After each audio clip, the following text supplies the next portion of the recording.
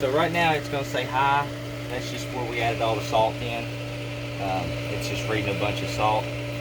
When this one right here, the first button you hit, this is how hot your water is. Your second one, this is the voltage on the box. And this one will be where your cell's working. So if you don't ever think your cell's working, if you come to this one, it shows all zeros like that, your cell's turned off, it's sleeping. Okay. When it should say around 6 or 7 volts. When it gets around 2, 3 volts, your cell's going out. It's getting really weak. Now, this is the what's the cell? What is that? This right here is the cell. Oh, that's the cell. Yeah, okay. that's the part. That's what makes the chlorine. Okay. So right now it's set on 50%. So this cell will run for half the day. That's how it works. In 24 hours, it'll run for 12. This is what you adjust your chlorine at. So say you test your water and you need more chlorine, you'll just crank it up about 5–10% of the time. If you need less, you'll just crank her back down. Right now with your pool being green, I'm gonna leave it at 50, that way it works. Alright. So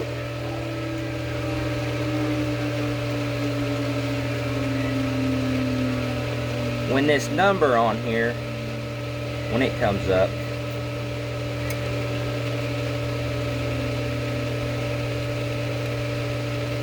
if you ever see this number right here, it'll say 2600 or lower. It means your cell's not working. Right now, it's not going to show nothing.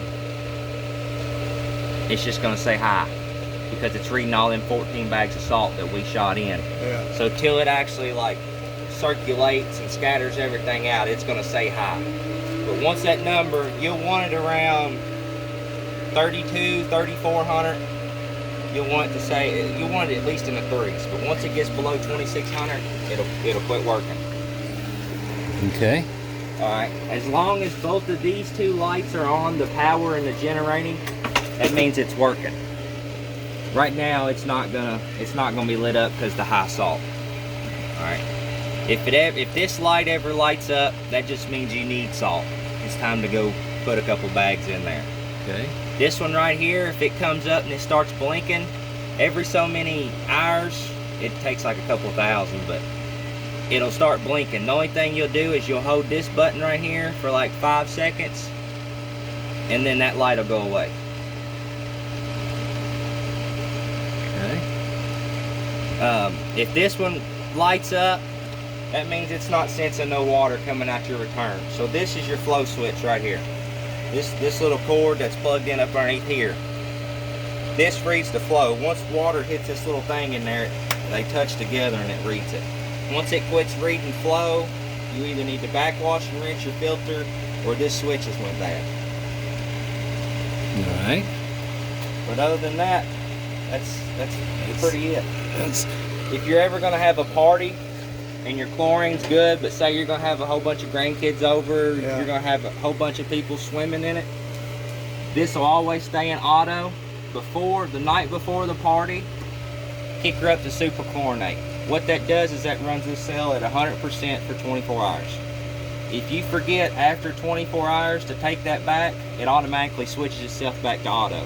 So whatever this is set on, that's what it'll go start running at. Oh, okay. it probably tells that in the book too, though. Yeah. But other than that, you're good to go. Sweet. You ain't got no leaks or nothing, so. What about the skimmer? It's turned off where you don't have enough water in the pool right now. Okay. It'd just be sucking air.